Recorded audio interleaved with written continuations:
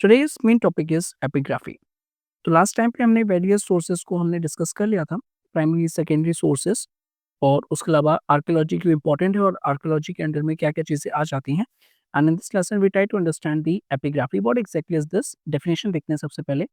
तो एपिग्राफी का मतलब है कि आप जो भी एविडेंस मिला है in the forms of the inscriptions, either वो यहाँ पे रॉक्स में है, पिलर्स में मिले हैं, टेम्पल वॉल्स में मिले हैं, कॉपर प्लेट्स इंस्क्रिप्शंस में मिले हैं, या फिर किसी भी और राइटिंग मटेरियल्स में हमको यहाँ पे मिले हैं। तो ये चीज़ों को स्टडी करना, तो यहाँ पे इसकी जो स्टडी हो रही है उसको ही हम यहाँ पे एपिग्राफी बोल देंगे। इंपॉर्टेंस क्या है यहाँ पे कि भाई अगर हम राइटिंग की आर्ट को देखें यहाँ पे, तो ये ह्यूमंस को एनिमल से डिफरेंशिएट करता है। और यही रीज़न है यहाँ पे कि हम होमो सेपियंस सेपियंस जो हैं, हमारे यहाँ पे जो पुराने जो सेपियंस हैं सिंपली, उनसे काफ़ी डिफरेंट हैं, क्योंकि ये ह्यूमन थिंकिंग वाले जो पर्सन है, हम थिंकिंग करके रैशनलाइज लॉजिक करके यूज करके यहाँ पे अपने आप को एक्सप्रेस कर सकते हैं, और यही हमको यहाँ पे डिफरेंशिएट करता है हमारे प्रेडिसेसर से। तो art of writing is very important in order to distinguish humans from the animals, that is the first thing. अब हो क्या रहा है यहाँ पे कि आपको जो भी आपने लर्न किया उसको कंजर्व करके रखना है, और साथ ही साथ आपको ट्रांसमिट करना है आने वाली जनरेशन्स के लिए। भाई आज हम रिकॉर्ड्स क्यों बनाते हैं कि जो आज की जनरेशन है वो पढ़े, और आने वाले टाइम के लिए हम प्रिजर्व करके रखेंगे यहाँ पे। तो ये जो हिस्टोरिकल ट्रेडिशन है, ये जनरेशन टू जनरेशन यहाँ पे ट्रांसमिट होता आ रहा है यहाँ पे। तो ऐसे में जो प्राइमरी सोर्सेज हैं वो काफ़ी इंपॉर्टेंट हो जाते हैं हिस्ट्री को अंडरस्टैंड करने के लिए, किसी भी कल्चर को अंडरस्टैंड करने के लिए, specially with reference to the ancient civilisation जहाँ पे लिटरेरी वर्क्स इतने अवेलेबल नहीं हैं। तो यही हमारा मेन पर्पस है एपिग्राफी का, कि यहाँ पे वो एक एविडेंस प्रोवाइड करवाते हैं। जो भी हमको एलिमेंट्स मिले हैं in the forms of inscriptions, चाहे वो रॉक्स पे हो, पिलर्स पे हो, टेम्पल्स पे हो, कॉपर प्लेट्स पे हो, या फिर किसी भी और राइटिंग मटेरियल्स में हो, और उसका नेचर कुछ भी हो सकता है, कुछ लीगल एलिमेंट हो सकता है कि कोई एक किंग इंस्ट्रक्ट कर रहा है अपने सब्जेक्ट्स को। Yes, I am using subjects not citizens, क्योंकि उस टाइम पे सिटीजन का कॉन्सेप्ट नहीं था। सब्जेक्ट्स है कि आपको क्या क्या करना है यहाँ पे, क्या हमारी बॉर्डर्स है, अगर कोई यहाँ पे जा रहा है तो इतना टैक्स पे करेगा, some sort of an thing. Apart from that, socio culture, literary, archaeological and historical antiquity through the engravings. जैसे अशोका के इंस्क्रिप्शन की बात करेंगे तो वो यहाँ पे पिलर्स पे भी इंग्रेव्ड है, रॉक्स पे भी इंग्रेव्ड है, और साथ ही साथ यहाँ पे जो टेम्पल की केव्स की जो एंट्रेंस है उस पे भी इंग्रेव्ड करवाए गए हैं यहाँ पे। तो इस तरीके से यहाँ पे हम एपिग्राफी को इम्पोर्टेंस देते हैं। अब बात करेंगे कि इंस्क्रिप्शंस की क्या इंपॉर्टेंस होती है और क्या स्पेशली कैरेक्टरिस्टिक्स होते हैं यहाँ पे। तो फर्स्ट ऑफ ऑल, ये जो भी इंस्क्रिप्शंस यहाँ पे हैं, for example either on the rocks, copper plates, या फिर किसी टेम्पल की वॉल पे हो गया, या फिर केव्स पे हो गया, एंट्रेंस ऑफ केव्स पे, तो ये ड्यूरेबल बहुत ज़्यादा है। और अगर आप कोई भी इनको इंटरपोलेट या फिर एक्स्ट्रापोलेट नहीं कर सकते, मीन्स कोई भी अगर एडिशन करते हो, सब्सट्रैक्शन करते हो, it can be easily visible. Literary में हो सकता है कि ये पॉसिबल नहीं है, आपको पता नहीं चलेगा यहाँ पे कि एक दोबारा से डॉक्यूमेंट रिक्रिएट कर दिया गया है यहाँ पे, तो आपको ये डिफरेंशिएट नहीं कर पाओगे कि ये ओरिजिनल डॉक्यूमेंट है या इसमें कुछ फॉर्जरी करी गई है। लेकिन जो चीज़ इनग्रेव्ड है, अगर उसको ज़रा सा भी आप यहाँ पे हटाने की कोशिश करोगे, तो यहाँ पे जो मार्किंग्स हैं वो क्लियरली इंडिकेट कर देंगी यहाँ पे कुछ एक्स्ट्रापोलेशन या फिर इंटरपोलेशन यहाँ पे जो है वो किया गया है, या फिर टैम्परिंग की गई है, उसको ईजिली आप डिटेक्ट कर सकते हो। So that is the reason यहाँ पे जो इंस्क्रिप्शन है बहुत इंपॉर्टेंट है, और ऑथेंटिक कंसिडर किए जाते हैं, कि जो ओरिजिनल कंटेंट है, और कोई भी यहाँ पे जो है without the risk of interpolation, जैसे मैंने भी आपको बताया कि कोई भी चेंज नहीं हो सकते, अनलाइक दी बुक्स। नेक्स्ट ये है कि क्या ये इंस्क्रिप्शंस क्या हमको प्रोवाइड करवाते थे, मीन्स क्या इनसाइट प्रोवाइड करवाते थे। सबसे पहले तो राइटिंग मेथड्स, जैसे आज के टाइम पे हम देवनागरी स्क्रिप्ट हिंदी के लिए यूज़ करते हैं, है ना? और साथ ही साथ यहाँ पे जो रोमन स्क्रिप्ट है उसको हम यहाँ पे इंग्लिश के लिए यूज़ करते हैं। लेकिन उस टाइम पे कौन-सी स्क्रिप्ट चलती थी, कौन-सी लैंग्वेज यूज़ करती थी, it can only be possible जब हम यहाँ पे उनकी राइटिंग्स को अंडरस्टैंड करेंगे। At the same time dating, जो भी स्टोन पे लिखा है उन्होंने, या किसी भी यहाँ पे और सरफेस पे लिखा है, उसको हम यहाँ पे कार्बन डेटिंग की हेल्प से पता लगा सकते हैं कि कितना पुराना है यहाँ पे, और साथ ही साथ जो उन्होंने स्क्रिप्ट यूज़ की है उसके बेसिस पे भी हम यहाँ पे एविडेंस हमको इंटरप्रेट कर सकते हैं कि कितना पुराना चीज़ यहाँ पे है। तो हमको age of the inscriptions help करने को मिलती है और साथ ही साथ यहाँ पे उसकी वजह से हम क्रोनोलॉजी को यहाँ पे फिक्स कर सकते हैं। नेक्स्ट है लोकेशन, तो जिस एरिया में लोकेशन मिला है तो वहाँ पे भी फॉर एग्ज़ाम्पल अशोका के जो लोकेशंस हैं वो इंडिया से काफ़ी दूर मिले हैं यहाँ पे, तो इसके कॉन्टेक्स्ट में पता चलता है कि किसी भी यहाँ पे जो एम्पायर है उसका एक पूरा बाउंड्री कितनी मीन्स रीच कितना था यहाँ पे, है ना? तो इस तरीके से ये भी पता चल सकता है, तो inscriptions played a very, very important role.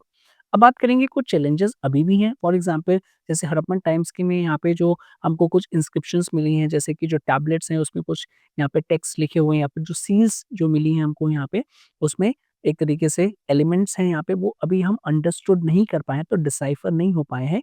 Might be possible अब हमारे टाइम में जो हम स्क्रिप्ट्स यूज़ कर रहे हैं उससे तो काफ़ी डिफरेंट रही होगी स्क्रिप्ट्स। अब उस टाइम पे उन लेटर का क्या मतलब था, तो स्क्रिप्ट्स को अगर डिकोड कर लिया तो it is easier for us to understand, अगर नहीं किया तो उसको चैलेंज है यहाँ पे। तो ये चैलेंजेस आते हैं कभी-कभी कि अलग-अलग टाइम पीरियड पे अलग-अलग स्क्रिप्ट्स को यूज़ किया जाता था, इवन अलग-अलग एरियाज़ में, रीजन्स में, और उनको डिसाइफर करना काफ़ी एक इम्पॉर्टेंट हरकुलियन टास्क है। फॉर एग्ज़ाम्पल अगर हम इंडस वैली सिविलाइजेशन की बात करें, तो मैंने कल भी आपको एक्सप्लेन किया था कि जो हिस्ट्री है वो 3 पार्ट्स में डिवाइडेड है। एक है प्री हिस्ट्री, जो स्टोन है, जो जहाँ पे कोई भी लिटरेरी एविडेंस नहीं मिलता है। फिर आ जाता है हमारे पास प्रोटो हिस्ट्री, जहाँ पे क्या होता है कि हमारे पास राइटिंग तो है, लेकिन हमें अभी उसको डिसाइफर नहीं कर पाए, जिसकी वजह से हमें पता नहीं है कि वहाँ पे क्या लिखा हुआ है, और प्रॉपर आ जाता है यहाँ पे हिस्ट्री, जहाँ पे प्रॉपर लिटरेरी एविडेंस और वो हम अंडरस्टूड भी कर सकते हैं। तो इसी तरीके से यहाँ पे चैलेंजेस भी आते हैं इंस्क्रिप्शंस को डिकोड करने में, स्पेशली आप एग्जांपल बता दो कि इंडस वैली स्क्रिप्ट जो कि अभी तक डिसाइफर नहीं हो पाई है।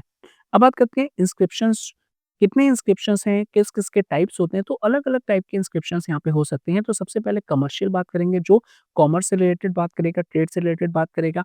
कुछ मैजिकल्स भी होंगे यहाँ पे, for example Indus valley civilisation में जो सील्स मिलती थी, हो सकता है कुछ एमुलेट्स की तरह यूज़ करते थे यहाँ पे, तो इस टाइप के भी हमको इंस्क्रिप्शंस मिले हैं। अपार्ट फ्रॉम दैट हमको रिलीजियस और डायरेक्टिव इन्फॉर्मेशंस इंस्क्रिप्शंस के थ्रू मिली हैं, एडमिनिस्ट्रेटिव इंस्क्रिप्शंस मिले हैं, यूलोजिस्टिक इंस्क्रिप्शंस मिले हैं, वोटिव डेडिकेटिव इंस्क्रिप्शंस मिले हैं, डोनेटिव, कमेमोरेटिव और लिटरेरी। इन सभी को हम एक-एक करके डिस्कस करने वाले हैं विद ग्रेट एग्जांपल्स। सबसे पहले ज़रा कमर्शियल इंस्क्रिप्शंस की बात करेंगे, और यहाँ पे आ जाता है इंडस वैली सील्स। तो सील्स जो है यहाँ पे काफ़ी इंपॉर्टेंट थी। हड़प्पन सिविलाइजेशन में स्टेटाइट स्टोन की बनी होती थी, सॉफ्ट स्टोन होता है यहाँ पे, जिसको चॉक स्टोन भी बोलते हैं, जिसपे इंग्रेविंग काफ़ी ईज़ी होती थी। तो यहाँ पे अब होता क्या होगा कि इन सील्स का पर्पस क्या था? तो कुछ कहते हैं ये कॉइन्स है, नहीं कॉइन्स नहीं थे, ये सील्स होते थे। फॉर एग्ज़ाम्पल आपने एक बैग लिया और बैग में यहाँ पे जितना भी स्टोरेज आपने सामान डालना था डाल दिया, और उसका जो यहाँ पे ऊपर जो पोर्शन है, जो उसका यहाँ पे अपर टॉप है, उसको आपने क्या किया, बाँधा, और बाँधने के बाद क्ले, यहाँ पे जो वेट क्ले है वो लगाई, और वेट क्ले लगाने के बाद एक तरीके से जो भी आपकी सील है उसका इम्प्रेशन आपने डाल दिया। अब वो क्या हो गया, जब सूख जाएगा तो वो हार्ड हो जाएगा, और जिस एरिया आपको ट्रांसपोर्ट करना है, यानी जिस एरिया आपको भेजना है, अगर वहाँ तक वो सील इंटैक्ट रहती है, तो आप ये कह सकते हो कि यहाँ पे कोई भी प्रोडक्ट में टैम्परिंग नहीं की गई है, और वो अच्छे से रिसीव हो जाता था। तो इस टाइप से यहाँ पे जो है हम बोल सकते हैं कि ये कमर्शियल इंस्क्रिप्शंस का एग्जाम्पल बन सकता है यहाँ पे। तो ये जो इंडस वैली सील्स हैं, मर्केंडाइज़ बेल्स पे यहाँ पे देखने को मिलती हैं।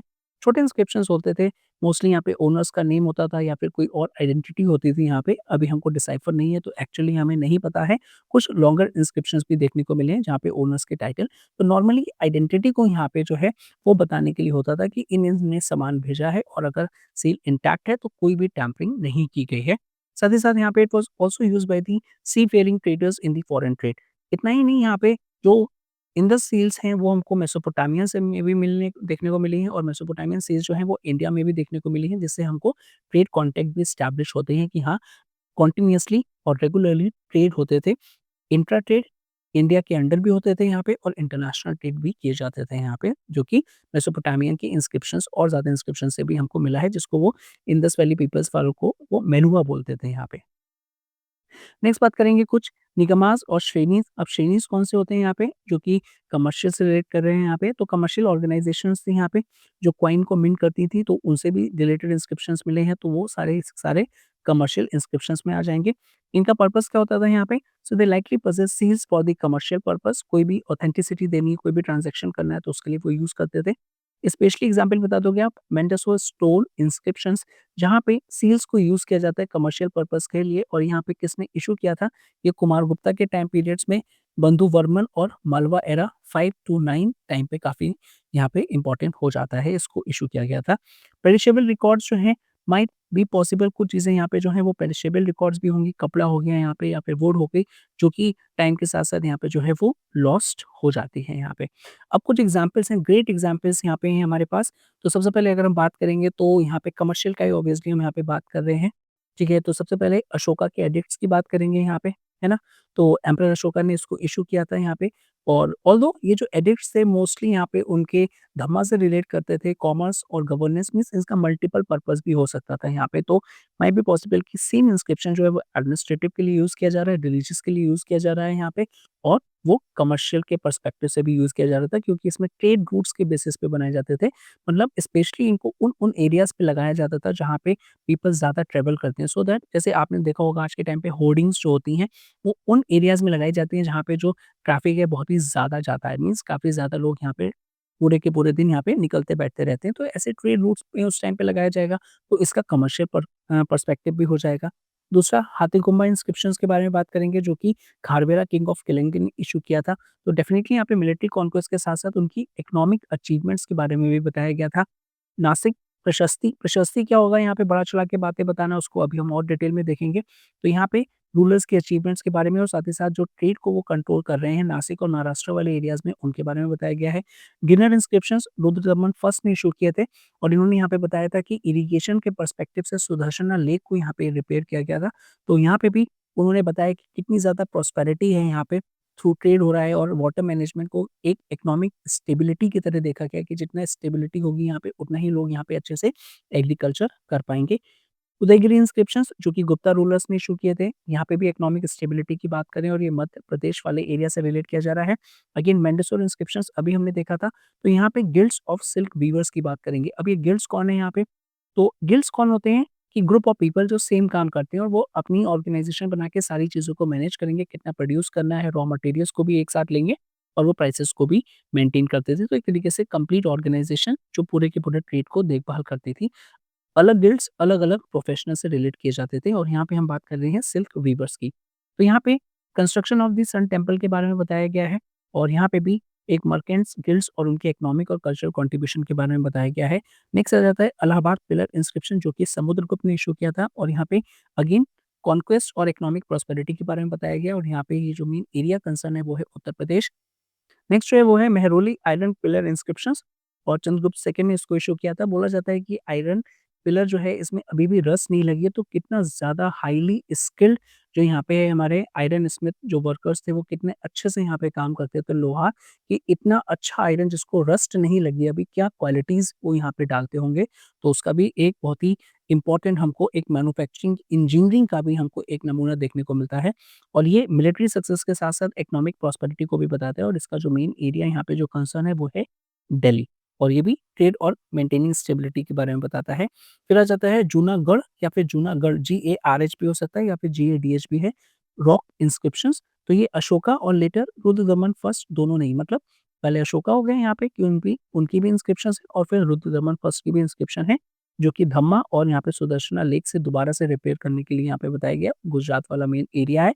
यहाँ पे बताया गया कि इकोनॉमिक इम्पैक्ट जो है वो इरिगेशन के प्रोजेक्ट्स पे कितना इंपॉर्टेंस रहता था और इरिगेशन कितना इंपॉर्टेंट है कि अगर प्रॉपर इरिगेशन मिलेगा तो डेफिनिटली यहाँ पे जो पीपल्स हैं अच्छे से एग्रीकल्चर कर पाएँगे और इकोनॉमिक स्टेबिलिटी जो है वो मेंटेन रहेगी। अमरावती इंस्क्रिप्शंस की बात करेंगे, यहाँ पे बुद्धिस्ट मोनेस्ट्रीज़ से बात की गई है और यहाँ पे बताया गया है कि जो मर्केंट और ट्रेडर्स हैं वो कितना ज़्यादा डोनेशंस देते थे जिसकी वजह से यहाँ पे जो बुद्धिस्ट मोनेस्ट्रीज़ हैं वो अच्छे से यहाँ पे ग्रो कर पाती थी और ये अमरावती लोकेटेड कहाँ है? आंध्र प्रदेश में लोकेटेड है। नेक्स्ट है सांची गुप्ता इंस्क्रिप्शंस। ये भी मर्चेंट्स और आर्टिसन गिल्ड से रिलेटेड इन्फॉर्मेशन प्रोवाइड करवाते हैं, डोनेशन से रिलेटेड। तो ये सारे के सारे यहाँ पे जो हैं, कहीं न कहीं यहाँ पे ट्रांज़ैक्शन इन्वॉल्व्ड है, मनी इन्वॉल्व्ड है, इसीलिए इनको हम कमर्शियल इंस्क्रिप्शंस में यहाँ पे बोल सकते हैं।